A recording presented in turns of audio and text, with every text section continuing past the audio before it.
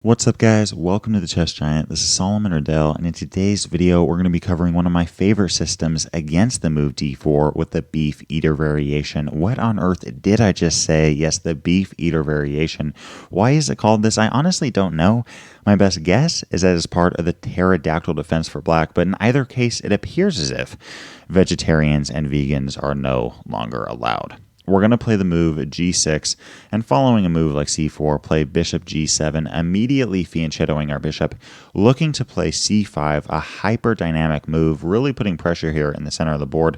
And this includes the move knight c3, which is the most popular at the master and grandmaster level. We're still going to play c5, now our flank pawn and our fianchetto bishop, both putting pressure on d4, and following the move d5, which is by far white's most popular and best option. We're going to play the crazy looking moves bishop takes c3, followed by f5. Now, why on earth would we ever fianchetto a bishop just to give it away and then play a move like f5? Well, we didn't take the knight on c3 because it was so much better than our bishop, but because now for the rest of this game, the c3 and c4 pawns are going to be extremely vulnerable, and our pawn on c5 locks them in for the rest of this game. We're going to aggressively go after these pawns with moves like d6, followed by queen a5, putting pressure on c3, knight f6. The whole purpose of f5 was to really solidify this e4 square for the knight, and by playing d6, our b knight can come to d7, b6, and put even more pressure on c4. Yes, white does have the bishop pair, but it's going to be very challenging for white to get these bishops active in the game when the position is so closed without babysitting these very weak c4 and c3 pawns.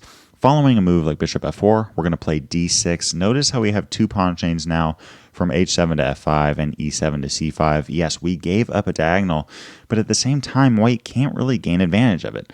Because of our c, d, and e pawns, all of these dark squares are very well protected, and we're simply going to continue now with queen a5, continuing our very simple but effective plan, attacking the pawn on c3, and following queen c2, playing knight f6, eyeing this e4 square, and following e3, continue with natural developmental chess with knight d7, eyeing b6. Now, I know some of you are wondering, yes, by playing f5, we solidified the e4 square, but what about the square on e6 for white's knight? I mean, what if white plays knight g5 here, attacking e6 and defending the square on e4, which we originally wanted to go into?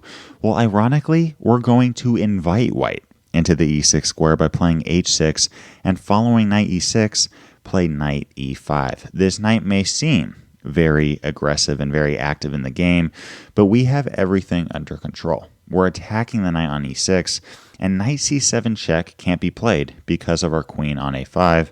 And if knight g7 check, we simply just play king f7, forcing the knight right back to e6, in which we can take it and then take with the king or play king g7. So here white will usually continue with a move like f3, preventing our knight from coming into e4, in which case we now take on e6, and now white's pawn on e6 is simply a liability for the white camp. We're going to continue with queen c7, whole idea being queen c8 and taking the pawn on e6. It's very difficult, if not impossible, for white to really hold on to this pawn. White can play a move like rook b1, but then we just play b6, really solidifying this pawn as the a7 pawn defends it. And if a move like queen a4 check, there's no need to worry. We'll simply play king f8. And white's pawn structure here is simply very vulnerable to attack. We have an isolated pawn, double isolated pawns, and a pawn on e6 that is not going to last much longer. I love black's game here. So yes, white can play knight g5, but we're completely okay with this knight coming into e6 because we can play knight e5 followed by taking the knight, and white's pawn structure will be disastrous.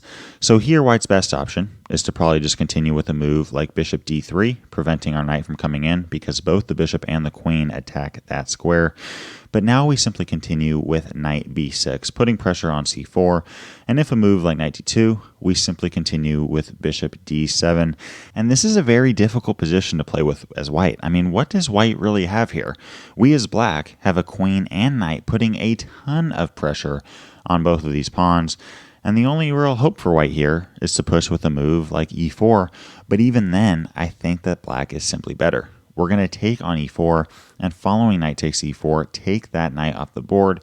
Here we could take on c4, but white gets some attacking chances, so I personally prefer the move queen a4, trade off, now attack the pawn on c3. And what I really like about this opening is if we can ever get into the endgame and get it so that we trade off with white's light-colored bishop, this pawn on c4 is going to be extremely vulnerable. Here we can play bishop f5, trading off, and now this pawn on c4, there's really no way for white to defend it except by the move king e2, now using the king to bring to d3, defending the pawn. There's no other piece that can defend it. This bishop on d2 cannot defend it for the rest of this game, and neither of the rooks can defend the pawn on c4. Now we simply continue with a move like rook g8, attacking the pawn on g2, and if g3, play the very active rook g4, slicing down on the c4 pawn. And if a move like f4, we now continue with castling queenside, h5. We can bring this d8 rook to either g8 or h8, continue with h4. This bishop is nothing but a tall pawn, and this knight has a ton of flexibility. I think that black has a one game here. So that covers the whole idea behind the beef eater variation. Honestly, it's a very simple but effective system for black. We're going to play d6, knight f6, knight e4, queen a5, bring this knight to b6, putting some more pressure. There's also some ideas of playing the moves b6 and bishop a6, putting some pressure on c4. But in either case, I really think that black has a better game there. And in all of those variations, black performs better at the master and grandmaster level. So what happens if you play a master or grandmaster level player? What are they going to do here? Well, the main line is e4, and honestly, I don't think you're going to see this very often. Most white players don't prepare for the beef eater variation, partly because the name is so strange. I mean, what kind of opening that is serious would ever be called the beef eater variation? But as you guys can see, it's a very dangerous opening system for black. So here white, if prepared, will probably play a move like e4. h4 is also an option, but we'll cover that afterwards. Here, following the move e4, we're going to take the pawn on e4, and following f3, we're not going to take this pawn on f3. Again, I repeat, do not take this pawn. If we take the pawn, knight takes f3 will be played, and white will get a huge attacking edge. I personally do not recommend taking that pawn, but instead playing e5, fighting directly for the center of the board. The whole idea here is that following a move like f takes e4, we have queen h4 check, attacking the king and the pawn on e4, and following g3, we play queen takes e4, attacking the king and the rook. Now, I do want to mention that following the move queen e2, we simply want to take the queen. I mean, if we take the queen on e2, we're simply going to continue with a move like d6, knight f6, bishop f5. Here, we're simply up a pawn, and on top of that, have a pass pawn on e5 with very weak and bad pawn structure for white. Black has a clearly better game here. However, some of you are probably wondering, even after we take the queen and we're up a pawn, why not just take the rook on h1? I mean, it's a free rook. It's sitting right there.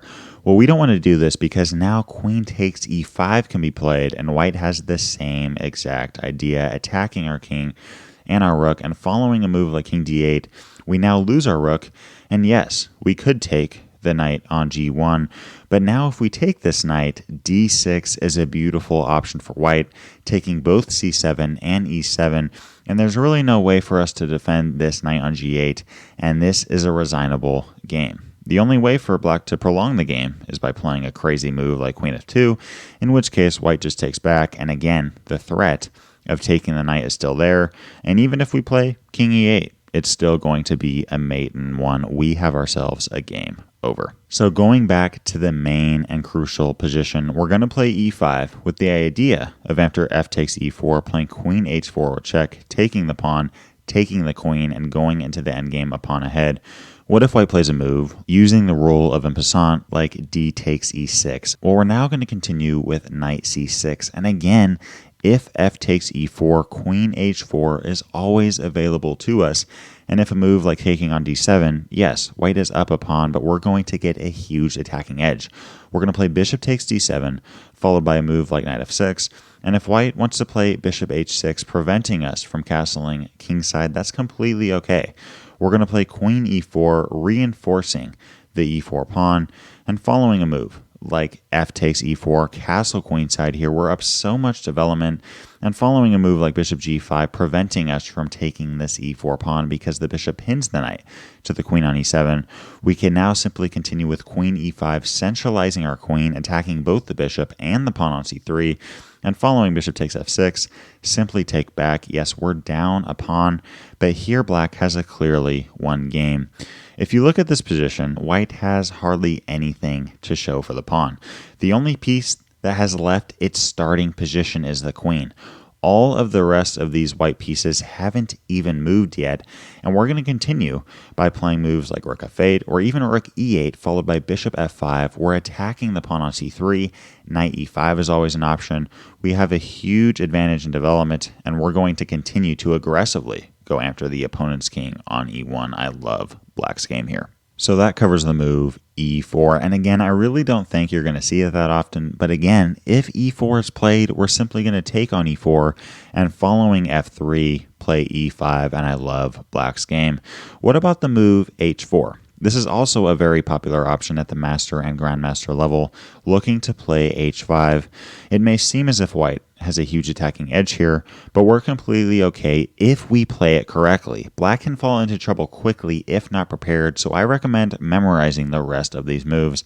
We're going to play knight f6, simply developing our pieces, attacking both h5 and e4, and following h5, we may be tempted to play a move like knight takes h5, but this is disastrous for black because now white can play e4. We have fallen into white's trap because if we take on e4, rook takes h5 can now be played. And yes, we could take the rook, but now white has a forced mate in 7 by taking on h5, playing bishop h6. And if white plays this correctly, I mean, our king is so vulnerable here. There's simply no way out. Following king f7, white could take the queen on d8, but I think better is just queen g7, followed by queen g8, and we have ourselves a game over. So taking the pawn on h5 will only lead to madness as white can play e4, followed by rook takes h5. So I recommend the move rook g8, and I think that black is completely okay here. We're really looking to solidify this g6 pawn. I mean, if h takes g6, we simply take back, and following the move knight f3, we now continue with queen a5, going back to our original idea of attacking the c3 and c4 pawns, and following a move like queen c2, continue with d6. And if a move like knight g5, again, we don't need to be worried about this knight coming into e6. In fact, we can actually invite white by playing knight bd7, idea being if knight e6, we now have knight e5, centralizing the knight. Again, knight c7 doesn't work because of the queen, and now even knight g7 can't be played at all because we simply take that knight. So following a move like e3, we now take that knight off the board, continue with castling queenside, and following a move like bishop d2, play rook h8, really looking to control this file. And yes, white has 2 bishops for 2 knights, but this position is extremely closed. This bishop on d2 is a tall pawn and can barely even move, and really the only thing that this bishop on f1 is good for is babysitting the pawn on c4. This is what I like so much about the beef eater variation. It's so easy for white to get terrible pawn structure, again with c3 and c4 as well as e6 and a2. Here, I simply think that black has a won game. We're going to continue with moves like knight e4, continue to pressure the pawn on c4, and eventually we could always play moves like knight g5, take the pawn on e6. We could even bring a rook to f6 and take the pawn. There's simply nothing that white can do here, and this is a very easy and comfortable game for black. If you'd like to explore the theory on the Nimzo-Indian Defense, another strong dynamic system against d4, click the video to the left. If you'd like to explore more chess openings in general, click the playlist to the right. Leave a comment to let me know what other videos you'd like to see covered on this channel. And as always, I appreciate you guys. Thanks for watching. Peace.